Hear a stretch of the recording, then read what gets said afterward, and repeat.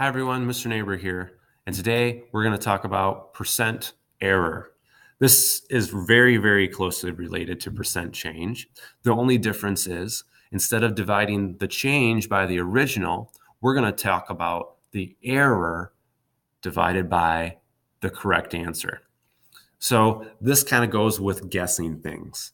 Okay, let's say you're trying to guess Mr. Neighbor's age, and you said Mr. Neighbor was 30 years old. And let's say you were off by 1 year.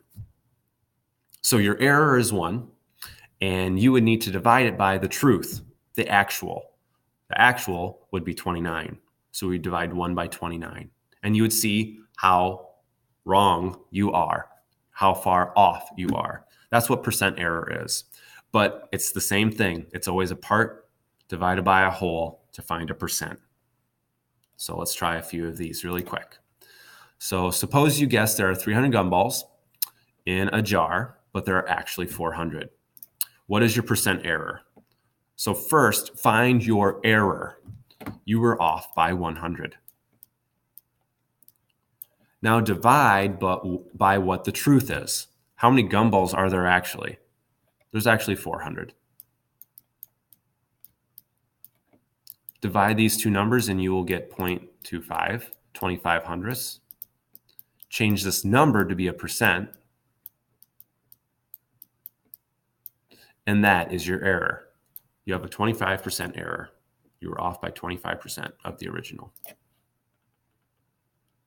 Let's try another one. You want to practice your free throws. You estimate the distance from the free throw line to the hoop and mark it.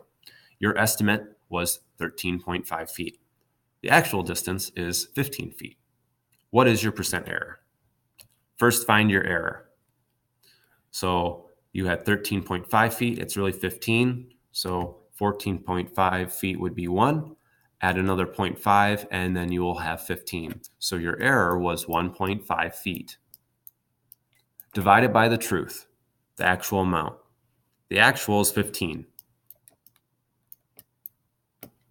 So if we divide these two numbers, we will get out 0.1. That number changed into a percent will be 10%. And that is your error. You were off 10% from the actual. So very, very closely related to percent change. Percent error, though, you need to divide by the truth.